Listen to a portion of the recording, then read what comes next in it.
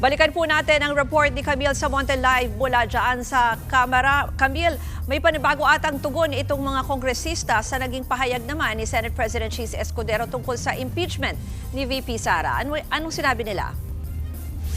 Yes, bumuelta nga ang tagapagsalita ng Kamara na si Atty. Princess Abante sa naging pahayag ni Senate President Cheese Escudero tungkol sa umano'y pahirapang pagtanggap ng prosecution panel ng mga dokumento para makausad ang impeachment trial ni Vice President Sara Duterte. Sabi ni Abante, hindi ba't Senado nga ang nag-remand sa articles of impeachment? Paglilinaw pa ni Abante, wala silang pinahihirapan at hindi nila tinanggihan nang i-remand sa Kamara ang articles of impeachment. Sabi pa niya, hindi raw nagpakilala ang messenger ng Senado at hindi nakasaad kung anong dokumento ang ibinibigay nito.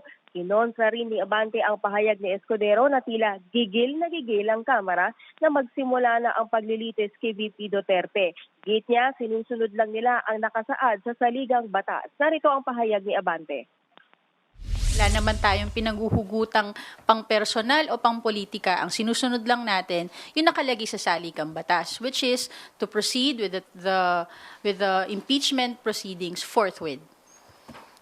So hindi naman po yun panggigigil.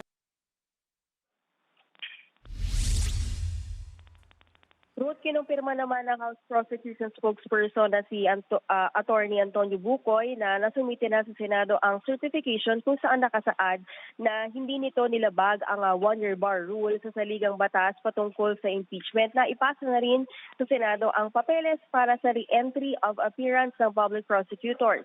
Kasunod ito ng pagpuna ng kampo ni VP Sara na hindi pa nagpo-convene ang impeachment court nang unang maghain ng entry of appearance ang mga prosecutor. Ruth?